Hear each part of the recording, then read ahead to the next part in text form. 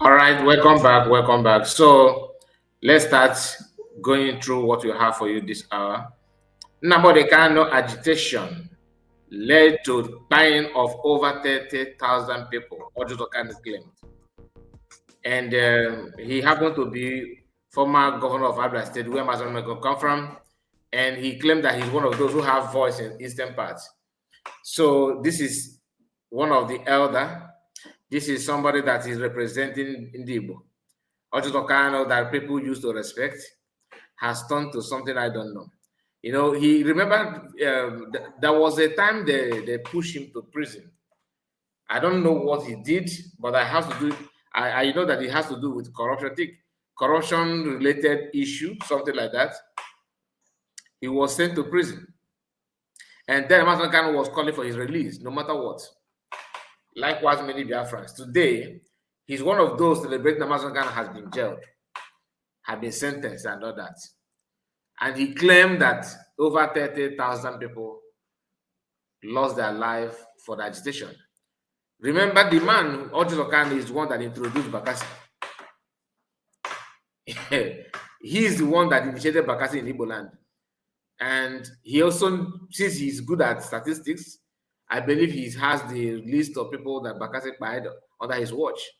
So, you know, one thing about our people is that we are good at labeling people, labeling our own, profiling our own with negative stuffs, and pretend that we actually mean good. That's why you see thousands of them now on social media. Some of them claim that Mazam can actually kill their brother. Some say that they would, like the one with that is Freeze platform, that her mother died because of sit at home. Can you imagine that? Now, not what is the cause of sit at home? What exactly is the cause of sit at home? Do you understand? People did not just start sitting at home for no reason. Something happened for that. What was that?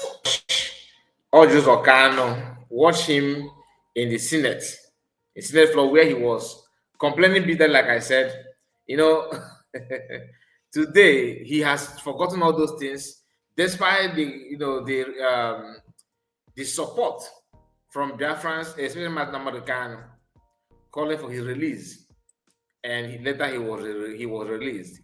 And today, the man is now demanding Damascus Kano, celebrating all this nonsense going on against Damascus Kano. What a word! Now hear him. Maybe you understand. Before I came into politics, I can buy anything money can buy. I'm not a thief. Don't put me in prison. No, the reason they put me in prison.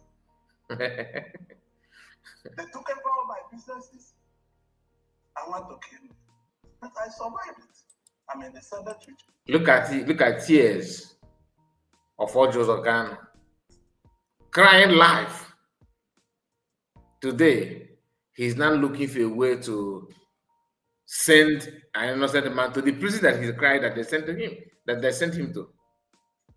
That is why most of these people, if they are down, you don't need to pity them. Hear him. It's not the end to what we have done. It's not the end to United Nigeria. It's not the end to Brothers Keeper. The senators I called, we are not me. I never lacked. When the PDP that I was governor for 2 terms was being formed, I brought every money they used in forming that party. Every penny in 1997 and 98. And I later became the thief. And people I gave you did it, and they reward you with your governorship results. Since you want to show your nakedness. Did anybody beg you for that? The answer is no. Nobody begged you. That is just a fact. Nobody actually begged this man. Actually begged him at all. Do you understand? Nobody begged him, but he want to use that to justify, his evil act. Let's continue listening to him. Just pay close attention. I want you to finish what you want to say. I bought money from my house in VI. Became agents. This is with 4 years of uninterrupted support. Because this country is not fair. The sovereignty of us. I built this country, I employed 30,000. He said he wait, he said he built this country. He built this country. That he built this. What is okay? You built this country, really? Really? And nobody asked them their source of wealth. I have 3 factories in Lagos, Nigeria. He has 3 factories in Lagos. When you tell him, okay, if Akulono, he will tell you, no, nothing is coming. Don't worry, don't worry, don't worry. He will prefer to type the cheese 7 times. Because Fulani already know that a man that can cry, shed tears like this because of his factory in Lagos, imagine what he can do, when you threaten him with that his factory. Anything you tell him, he will do that. I have 2 factories in Ota, build manufacturing. I have 3 factories in Aba, manufacturing, and I'm a thief. And people that cannot explain where their source of wealth comes from, they are not thieves. I live perfectly in the house of God. God, okay, that is number 1. That's number 1. Let's move to that thing. Okay. Now, I want you to hear what this Yoruba guy said here. I think this is a brother to former governor of is it not Ogun State? Fayoshe. Fayoshe is from, is he or I have forgotten the state that he governed, but Ayo Fayoshe, this is his younger brother. Listen to what he said, what the man said. They said Nigeria belongs to Hausa, Igbo, Yoruba, at least since when I know they will say Nigeria is Hausa, Igbo, Yoruba. But since 1999, when democracy don't come back, Igbo, they didn't allow them to be president. They always push them. Go to your village. They go. They talk, say that they go, they don't let them go. They say they are, if they talk Biafra, now bad language then they talk. We accept. But how can you say Hausa, Igbo, Yoruba, and since 1999, Igbo man cannot be president. Since 1999, Igbo man cannot be vice president. And you say we are one. Wazobia. Wazobia go. Wazobia ni. Igbo man, he talk, we try, we gather votes. Suddenly, in vote way high, he can't shrink. He say go to court. In the country where there is no justice.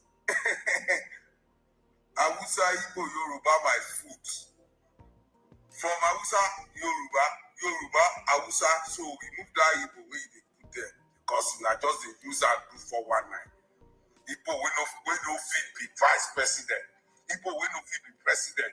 They can't have say Hausa, Igbo, Yoruba. I don't care if you say this thing is dividing us. Who? Government, by your behavior, you are already dividing us. 100%. You are already dividing us. How can we say Hausa, Igbo, Yoruba? But power will go to Yoruba, then go enjoy. Throw her back to Hausa. But when Igbo man come out, then go to blackmail her. There is no justice in the land, Joe. All right. You see the reason why sometimes when I say that you have a lot of sensible Yoruba, some people misunderstand it. You can see it. He's one of them. He's tried, but not I'm not saying it because about the Igbo people.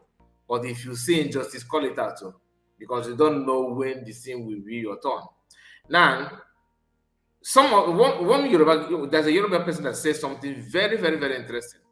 I've been to share it many times, but each time I record video, I always skip that part. I don't know why, but today is it just 1 minute 26 seconds video. This is a Yoruba man in Igbo land. His encounter. There's difference between they hate my tribe, and I'm afraid of Yoruba, I'm afraid of Igbo. You can't compare when you yourself maybe you are the recipient of the hospitality. Some people say that Igbo people don't welcome foreigners, that Igbos don't appreciate foreigners in their land. You know, people can cook up stories out of nowhere in their imagination and run with it. This guy went to Igbo land. He did not tell us what he went there to do, but his encounter will interest you to know. Even if you are Igbo or not Igbo, please watch this video. Very, very interesting. Okay, very, very interesting. I want you to watch it. Make sure you like it, and the volume is not that loud, please. The volume is not all that loud. So just put your ear on the ground. You know what I mean by pay attention. That's what I mean. First time I bashed this guy, this side, I've not even fixed it. When I bashed it, I bashed an Igbo man. I'm in Igbo land. I bashed an Igbo man. I come out in backlight, the one. I come out and come. Now I was in serious trouble, obviously, because it was 100% my fault. People came out to see that people started begging and all that and all that. And now when they started speaking and I did not understand, and I had to tell them I'm Yoruba.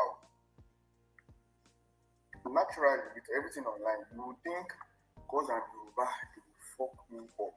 Sorry for language. You think because I'm Yoruba, they would make sure that I pay and all that. But that was even more reason why they were even compassionate to me. People started begging, people I did not know from anywhere, people that didn't even know me, started begging. Organs, like importers from their shops, started coming out here and begging and all that. And before you know, everybody, there was never anything like nothing like that. Everybody was just focused on one thing. I living there without having to pay. And they achieved it, love between tribes. The ones that are joining, they are not online. So it is the few ones, the few Igbos, the few Yorubas that are tribalistic and bigoted, that will come and becloud a lot of people's judgment. While in the real sense, majority of us live in peace and harmony. Very, very short video, but very, very thoughtful. You see, in case you're unable to hear what he said, he traveled to Igbo land. Okay, accidentally he kind of destroyed somebody's car, and that is, let me play it so you'll see. This car here, okay. First time I bashed this so he bashed his car against somebody's car in Igbo land. I don't know the state in Igbo land. Then the owner of the car, was like, they have to, what is that? Why did you do this? Who did? He agreed that he's at fault. That's number one. He was trying to beg the person, and people nearby from their shops started coming out to know what is, wow, why, how can you drive so careless? That kind of thing. They started blaming him. They started speaking Igbo language, and he don't have another choice than to tell them that, look, I am not an Igbo person. I don't understand what you are saying. They asked him, okay, where are you from? He said he's a Yoruba person. Immediately he mentioned Yoruba person. Everybody that came out there started, begging the owner of the car to make sure that this guy did not pay anything or try to go and repair the car whatsoever. So he himself was shocked.